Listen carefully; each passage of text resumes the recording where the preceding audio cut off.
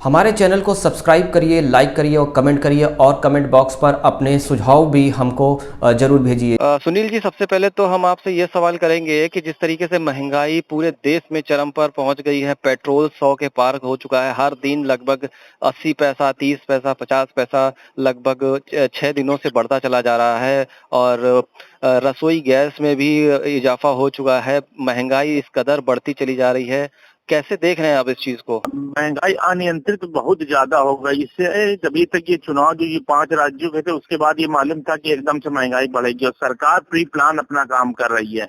किसी भी 10% सीधे सीधे रोजमर्रा का जो सामान है उसमें, घर के खाने पीने के सामान में भी लोग अब कटौती करना चालू कर दीजिए। ये स्थिति इस देश के अंदर आ गई है और कंपैरिजन किया जाता है बड़े देशों से जिनकी आर्थिक स्थिति बहुत मजबूत है, आर्थिक और सामाजिक हर दृष्टि से वो मजबूत है। उन देशों से हमारे देश की तुलना किए कर रहे हैं हमारे देश के नेतागण जितने भी हैं। जरा उनका रहन सहन और हमारे यहाँ की पॉपुलेशन के आधार पर देखो, तुम कहीं उनके आगे नहीं टिकते हैं। हमारे रुपए की वैल्यू देखो या उनके रुपए की वैल्यू देखो, हम कहीं नहीं टिकते हैं। लेकिन जब डिबेट में बैठते हैं तो हम आज उससे आगे हो गए, आज उससे आगे हो गए। अरे कहीं नहीं हम आगे हुए, हम नीचे गर्त में जा रहे हैं। सबसे बड़ी चीज ये है। और देखिए सरिया का रेट देखिए किस कदर पहुंच गया। हर सामान में आग लगी हुई है बाजार के अंदर। आदमी के दिमाग में झुर्रियां उड़ी हुई हैं। मतलब एक तरीके मान लीजिए आदमी मानसिक रूप से बहुत ज्यादा परेशान है। तो रोजगार नहीं है लोगों के पास, जो रोजगार भी है तो कहीं उनको आज की डेट में महंगाई की वजह से काम, जो कॉन्ट्रैक्शन के काम चल रहे थे, आज की डेट में वो धीमे पड़ गए हैं। बाबा जी, आपने तो टीवी चैनल पर यह कहा था कि कौन सी सरकार आपको चाहिए? 40 रुपए पेट्रोल वाली सरकार, 300 रुपए सिलेंडर वाली सरकार। बाबा जी अच्छे भी कुछ आप ही ने कहा था सरकार बनी थी, आपने कहा था कि नहीं कहा था? बाबा जी मैंने कहा था, पूछ पड़ेगा मेरी। हाँ बाबा जी, आपकी कंपनी पतंजलि, बाबा जी आपकी कंपनी पतंजलि ऐसे जाता है ना आदमी को ना। बाबा जी आप ही ने कहा था। अरे आदमी को मैं कह रहा भाई ऐसे प्रश्न मत पूछो बाबा जी। मैं तेरे प्रश्नों का उत्तर देने के लिए कोई ठेकेदार है कि तू जो भी पूछा मैं उसका उत्तर दूं? जब एक बात कह दी, थोड़ा सभ्य बनना भी सीखो। आप ये बताओ, एक मिनट, सभी टीवी चैनल पर आप ही की बाइट चली थी और लोगों ने विश्वास किया। मैंने दी थी और अब नहीं देता, कर ले क्या करेगा? चुप हो जा, अब आगे से पूछेगा तो ठीक नहीं। स्वामी जी बाबा जी बोल दिया ना। स्वामी जी, बाबा जी आपने कश्मीर फाइल। अभी बाबा रामदेव का एक वीडियो आया है सामने और पेट्रोल डीजल पे जब पत्रकारों ने उनसे पूछा तो बहुत ही झिल्लाते हुए उन्होंने कहा और बहुत रौब गाटते हुए कहा कि अब की अगर पूछोगे तो मैं देखता हूं मैं।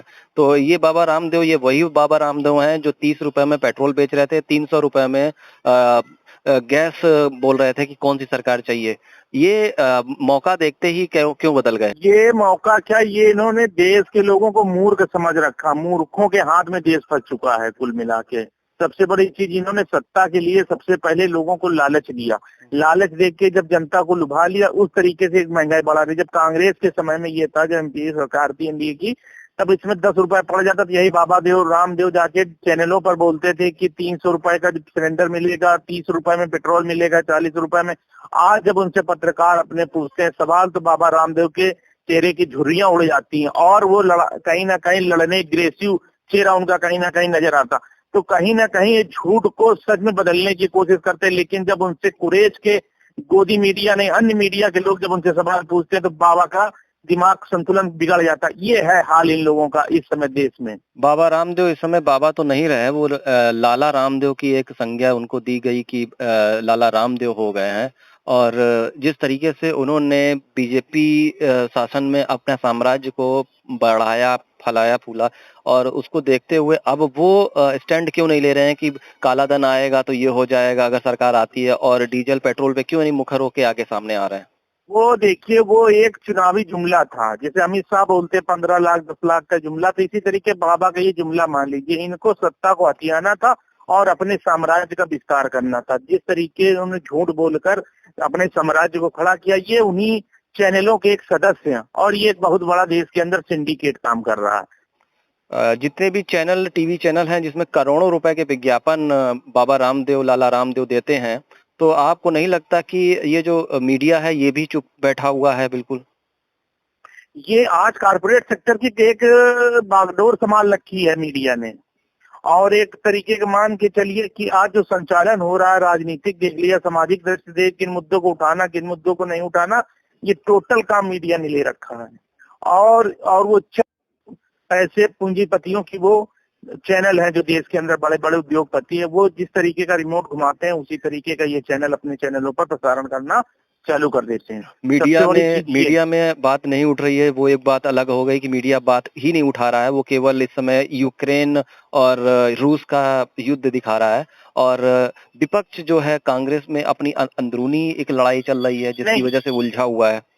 नहीं, उसमें ये देखिए, अभी जब तेल के रेट बढ़ते थे, जब एनडीए की सरकार, वो यूपीए की सरकार थी, तब यही बीजेपी के लोग आए दिन धरना प्रदर्शन कहीं कुछ ना कुछ करते थे, बाल्टी और सिलेंडर और दुनिया भर का सब्जी या दाल लेके रोडों पर बैठते थे। आज वही चैनल उसको लाइव प्रसारण दिखाते थे और दुनिया भर की बातें करते थे। आज उन चैनलों पर देखिए मुंह बंद है उन चैनलों के।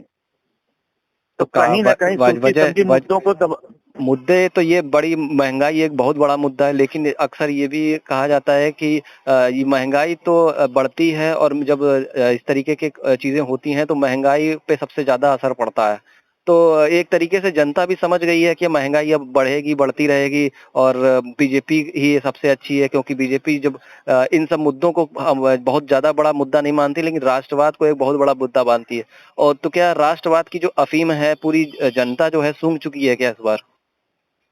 नहीं, ये कहीं नहीं, ये जनता देखिए प्रोटेस्ट कर रही, बराबर प्रदर्शन करती है, लेकिन क्या करे कि राजघराने के लोग बैठे हुए उन मुद्दों को डिस्ट्रॉय करने के लिए हर तरीके का प्रतिबंध लगाते हैं, जिसके कारण हमारे मुकाम तक वो चीजें नहीं पहुंच पा रही हैं। और आने वाले समय में यदि महंगाई कदर हुई तो वो समय दूर नहीं जब लोग सड़कों पर उतरकर अपना विरोध प्रकट करेंगे, इसी देश में होंगे। क्योंकि जब एक समय होता है, एक चीज होती है, हर चीज की एक सीमा, जब सीमा से ऊपर चीजें निकल जाएंगी तो आंदोलन बहुत तेजी से होंगे। और इसी तभी देखिए जो किसान आंदोलन, ये तमाम आंदोलन हुए थे, वो इन्हीं को लेकर, जब सरकार को बैकफुट पे आना पड़ा था। तो आने वाले समय में ऐसा नहीं है कि विपक्ष भी शोध देख रहा है, लेकिन अभी नहीं, लेकिन जैसे जैसे, क्योंकि अभी प्रोटेस्ट के चुनाव हुए हैं अन्य राज्यों में और अभी चुनावी सरगर्मियां भी तेज है, और इधर ये गर्मी भी काफी तेज पड़ गई, इस वजह से आंदोलन अभी रुके हुए हैं। और जैसे ही ये गर्मी का असर कम होगा वैसे देखिएगा आंदोलन सड़कों पर भी नजर आएगा इस देश। तो बाबा रामदेव ने जिस तरीके से बयान दिया है, काफी किरकिरी हो रही है, सोशल मीडिया पे भी काफी किरकिरी हो रही है, तो क्या लगता है आपको कि बाबा रामदेव खुद आके अब अपने बयान पे कुछ और बोलेंगे, या कुछ महंगाई नहीं बोलेंगे? वो कुछ नहीं बोलेंगे। उनको मालूम है कि हम 5 साल के 50 साल के लिए, जैसा वो सोशल मीडिया पे और मीडिया के जरिए लोग चिल्लाते हैं, तो वो कहीं ना कहीं प्लानिंग उनका वर्क हो रहा है, और वो उस पर बराबर लगातार वर्क भी कर रहे हैं, काम भी कर रहे हैं। किस तरीके किन मुद्दों को उठाना, राष्ट्रभक्त उठाना कि सामाजिक मुद्दे उन्मूलन, कोई भी मुद्दा नहीं, सिर्फ राष्ट्र, इन मुद्दों को लेकर वो लोग अपना प्रचार प्रसार करने में लगे हुए हैं। चलिए, बहुत बहुत धन्यवाद आपका समय देने।